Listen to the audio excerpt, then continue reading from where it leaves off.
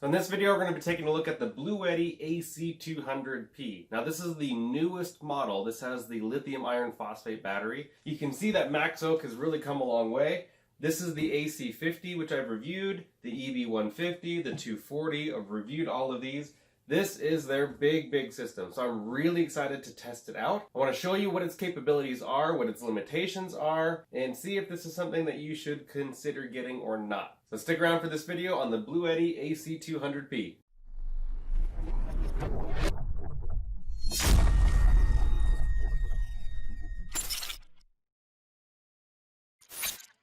So first I want to show you some B-roll footage. It's just some random footage that I did right when I got the AC200P. It was having some issues right out of the box. So this was one of the biggest concerns that I had, and many different users are reporting the same thing. The biggest thing is that the screen is not getting calibrated properly, and supposedly, according to the warranty department or whatever, the customer service, they're saying you need to get at least 200 watts output on it, and that somehow calibrates the screen. Well, watch this to see what happened when I pulled it out of the box. But I think this is my Bluetti here. I ordered one on IndieGoGo, but I was like way down the line, so I hadn't gotten it yet. But then Amazon had a listing show up all of a sudden, so I got it on there. And so this is actually the AC200P. Okay, I just pulled it out, plugged it into the wall, plugged in the AC charger, and immediately I got a fault. I'm not sure what it is. Let's see here, not sure how to read this. 02, so I think we need to go to the user manual. Okay, well the user manual, this is the entire faults and troubleshooting section. Section 14. It does nothing. Okay, now I'm just going to plug this in. Sorry I'm doing this freehand, I normally have the tripod. Plug it in. Usually after like 5-10 seconds, right here, it'll say it's going to start charging, and then it just gives me a fault. I heard it click, and fault. Click faults. Says number 2 PV car low voltage. Okay, well, I haven't figured out the faulty issue yet. Still working on that. But now we're at 64%. Every single time I turn this off and turn it back on, it goes up. This is crazy. Takes a couple seconds to be turned off, then it'll turn back on. Oh, there it goes. Loading. Now 68%. See, it just keeps going up. This is crazy. I don't understand how this can be changing just from being turned off and turned on. I know my old Kodiak would do this, depending on if it was plugged in or something like that. With the solar panels, it'd read out different. But I mean, this literally just keeps going up every single time. So it's charging now. It says it's charging at 378 watts. What I did to get that fixed, I have no idea if this was the real fix, but it was on DC input source car. I had just switched it back to that. I moved it over to PC. That's the only thing I changed on here, and now all of a sudden it's working. No idea why that fixed it, but I'm not getting any faults or anything now, so I guess it's good to go for charging from the wall outlet. This is crazy. I'm going to leave it all night long and just hopefully it'll be fully charged tomorrow, and we'll go from there. Now supposedly most people are not having that issue when they pull it out of the box and having that screen calibration issue. But either way, that's something to be aware of, and just know that you can charge it up, start putting some usage on it, and that's supposed to basically fix it. Now really quick, I'm going to go over the specs of the AC200P. Now this is not the IndieGoGo one. I purchased the IndieGoGo one months ago and I still haven't received it. There was some sort of issue with batteries or something like that, a shortage. And that's why they came out with the AC200P rather than the AC200, is the P is for the iron phosphate. Now, in many ways, it's an upgrade because it is a 2,000 watt-hour battery rather than a 1,700 watt-hour battery, and it's lithium iron phosphate rather than lithium ion or lithium NMC. This uses a 50 volt, 40 amp hour battery, so 2,000 watt-hours, and it does have a 2,000 watt pure sine wave inverter. And on their website, it does say that it's a 4,800 watt peak, but in the user manual, it specifically says that it can run 2,000 watts continuously, 2,500 watts for 2 minutes, and anything above 2,500 watts, it says immediately shuts off. And I tested that earlier running some heavy loads and stuff like that, where I found that it did not actually have a 4,800 watt peak. That's just been my experience. I don't know if this is different or wrong, but I really do feel like it's a 2500 watt peak. That's what the user manual says, and that's what I experienced. I put up like 2600 watts and immediately it went into shut off mode. It does have an MPPT charge controller, and that's actually one of the things I like the most about this system, is that it has one of the highest solar input charge rates out of all the systems out there. The Titan has a 2000 watt solar input. The Elec Hive is a 800 watt solar input. This one's 700 watts. So this is third highest for solar input, but there have been a lot of issues with the Elec Hive, and that's still more so not even a real system yet. But at 700 watts, this thing will actually charge up from 0 to full in just under 3 hours, which is really good. But the biggest thing, because it has a 35 to 150 volt and 12 amp solar input, is I can actually put more than 700 watts of solar on it. I can actually put 1400 watts of solar input on it, and that allows me to over panel the system to make sure that I'm actually putting in 700 watts of solar, which the best thing is that means I'm going to get more peak hours during the day of actually making 700 watts of solar. So it's going to be able to charge a lot faster during the day while still running equipment, and that's something that's really important. I think that a lot of systems don't take that into account. Like the EcoFlow Delta 1300, you can over panel it a little bit. You can get 600 watts of panels on that, and it'll let up to 400 watts in. But with the size of battery and size of solar input, it's really barely gonna work, only if it's in good weather conditions. So that's why the Delta is not a huge recommendation. It's like a meh, works okay. But the AC200P, that over paneling allows it to make a lot of power. It does use a special connector here.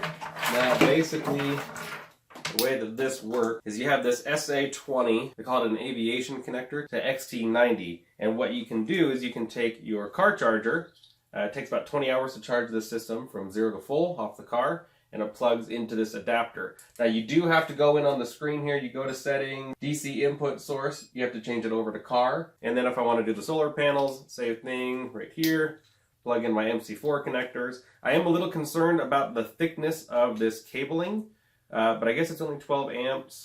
It feels pretty thin for putting in that much amperage, but so far no issues. One of the questions I get is, can this charge simultaneously with other charging devices, such as a wall charger and car, or wall charger and solar? And the answer is yes. You can't do car and solar because it's the same input, but you can do wall charger and solar panels. And the only time I really find that applicable is, say it's an emergency power type situation, you didn't make a lot of solar power during the day, or you're making a little bit, and you want to get a full battery before the night comes. That way you can run through the whole night running all your equipment. You can take a gas generator and plug the wall charger into that, and then plug that into this, and then the solar panels can be making, you know, a decent amount of power, or whatever amount of power, in addition to the wall charger, and then that helps it charge much faster. The advantage of that during an emergency is it helps save gas. Rather than running my gas generator for 12 hours, I can run this for 12 hours, and it only would take 3 hours or so to charge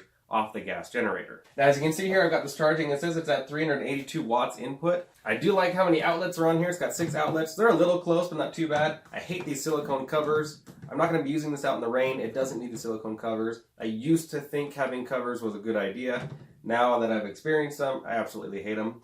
It's got 6 AC output, and it can handle up to like 16.6 amps total from the AC. And you've got 4 USB-A up to 3 amps, so pretty fast. And then a 60 watt USB-C plug right here. And you got your 5.5 by 2.1 millimeter barrel ports. Those are often used for CPAP machines. Your standard regulated 12 volt plug for 10 amps. This is the real cool thing that they've added. So this is more so used for people in vans or an RV or whatever that are using a lot of DC equipment.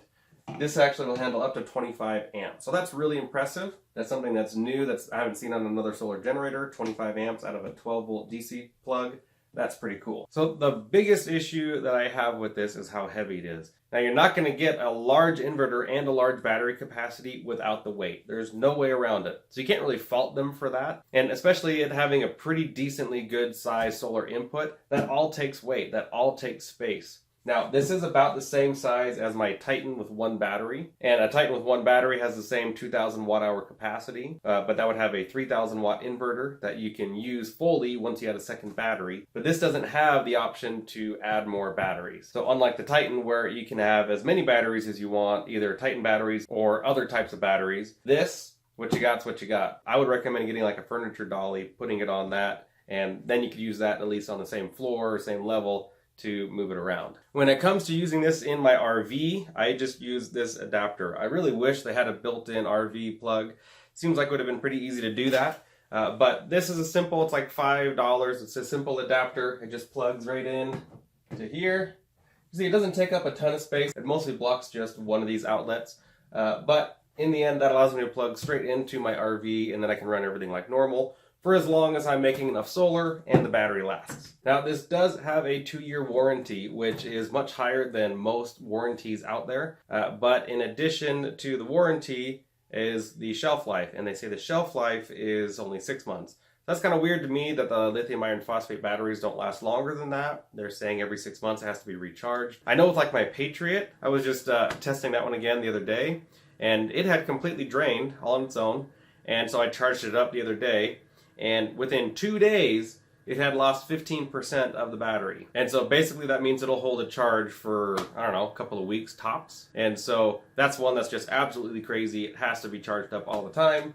This one lasts longer than the Patriot, but still I would like to see longer than 6 months shelf life. The testing that we're going to do is actually going to be running some 100-watt light bulbs as well as a heat gun. And basically we're going to try to get it to its 2,000 watt mark and see how long it'll run that and see if it has any issues. If you remember in like the Energy Apex, it had a 1500 watt inverter, but it couldn't run 1500 watts. So that's something I always check on my solar generators, is will it run its maximum inverter capacity for an extended period of time. So let's get that set up and see how it does.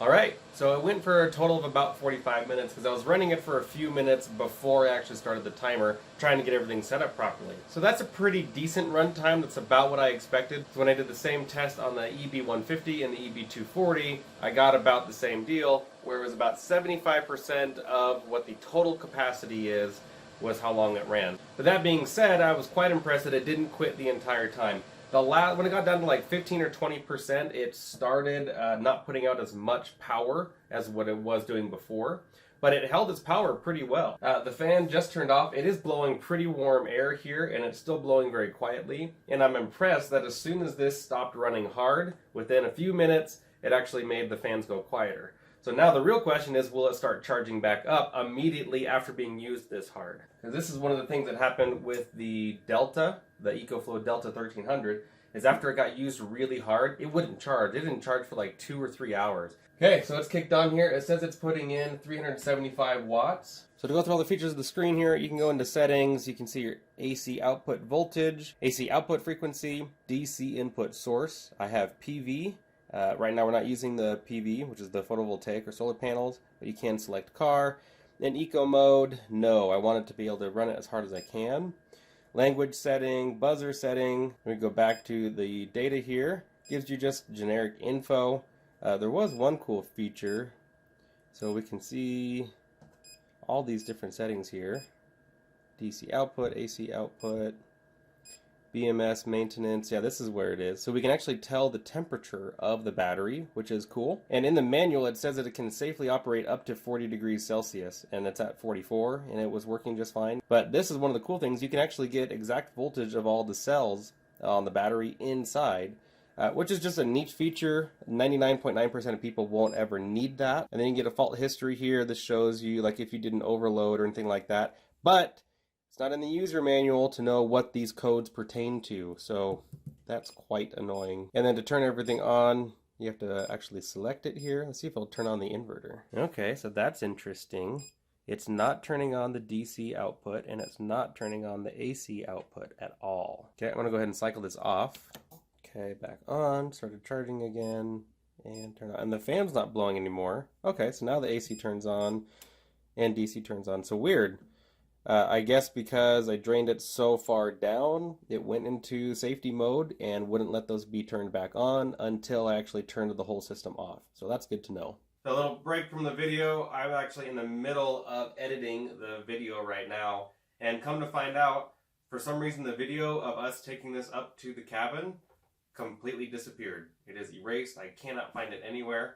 So just real quick, I actually had my wife take this from here all the way to our truck.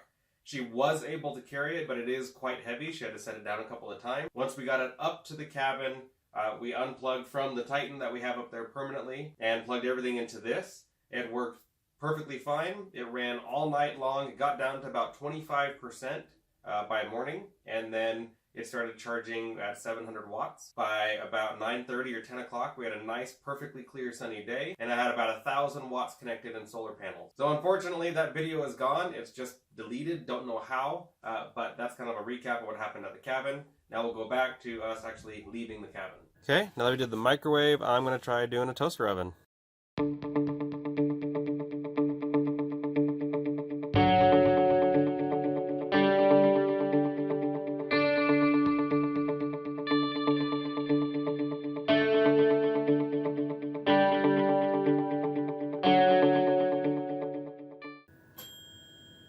Okay, back down to 70 watts. I've turned off all the other things except for the lights upstairs, so this would definitely be able to charge up today, no problem.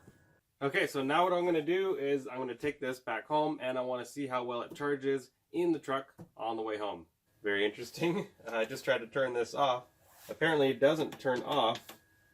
Maybe I have to turn off the inverter first, and then turn off the whole unit. So maybe it doesn't turn off because of it being plugged in by solar. There it goes. Okay. That was really weird. Well, apparently it doesn't turn off if it's connected to solar.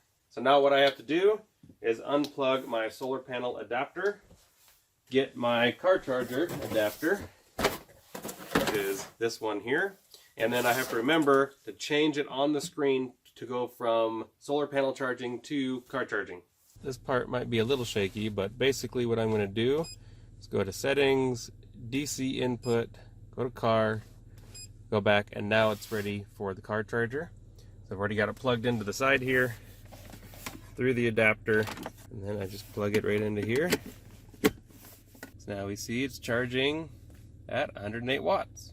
Okay, well, yeah, it's not a ton, but it's something. But this is not designed to be charged off an alternator. Some people are trying to do that a lot more these days, especially with van life, RVing.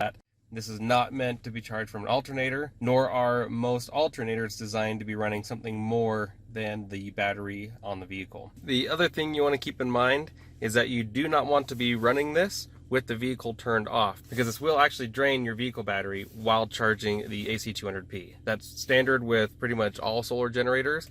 Just make sure your vehicle is running when you are charging it from the car. Okay, so I'm coming down the mountain from the cabin. You can see I'm still out here, and I'm just a couple miles down the dirt road, and this has stopped working. I cannot get it to restart. I don't know what's going on. I'm gonna unplug it from here, and I'll try turning it off, turn it back on again, and I'll try plugging it in again. It's only pulling roughly 8 or 9 amps, so that shouldn't exceed what the truck is capable of doing. Well, not sure what's going on there. So I put my phone charger back in here, and it is not working. So for some reason, this DC port has actually stopped working. I am not sure why, because it is not pulling that much amperage, but unfortunately I will not be able to test the car charging capability for the rest of the drive. I found the culprit. It is this 20 amp fuse. You won't really be able to see in the video, but this has actually blown. So my real question is, how did it blow this 20 amp fuse if it's only a 9 amp car charger? That is a little concerning, because 10 amps or 9 amps or whatever is not going to blow a 20 amp fuse. So I'm going to get some replacements for this. I don't have any here, and then I'll start testing it again on the car charger. Hopefully we don't blow any more fuses. These are the micro 2 blade fuses, and these were surprisingly not so common. So you may want to keep a few of these around. I know I'm going to now. So put this back in, and then we'll try out our plug. Now it's plugged back in, and it's working. It says it's pulling in 110 watts at 8.2 amps. After like 15-20 minutes, it stopped working last time, so I'll at least let it run that long and see if it blows the fuse again. Well, it's been an hour now. In that time, it's gone up about 5%. The outlet is still working just fine, so not really sure what killed the fuse last time, but for some reason, it did go over that 20 amps and blow that fuse. This was the only thing connected when it happened, but apparently that's not an issue anymore. The only thing that I could think would be different than just sitting here is I was driving down a bumpy road. I don't know why that would cause any difference, but that's all there is to it. So there you have it. That is the Bluetti AC200P. I really do like it. It's got a few quirks here and there, like with the screen. And I did read online, one of the other issues people were having is that it wouldn't show any AC output. Like it wouldn't display that there was an output unless there was at least 71 watts of actual draw. That too is what I have experienced. For some reason, when I'm running really small loads, even just like a fan, it doesn't show up on the screen. That's something I really dislike because then it just looks like your battery's discharging. You don't really know at what rate. And again, it would have been kind of nice to have some sort of timer on here that would show how long until empty or how long until full. It's not a deal breaker. It's just one of those things that I would have thought would have been included in a screen as intelligent as this. I feel like it's something I can truly recommend as the second best solar generator out there. It is something that will work for very basic emergency power, or something like RVing or van lifing, something like that. The inverter's strong enough, it's got a big enough battery to last 24 hours of running a refrigerator, it's got a lot of life cycles, and so it's definitely going to be around for quite some time. It's not right up there with the Titan. The Titan does have some extra benefits, and you can watch my video on the top 8 best solar generators comparison video to see why.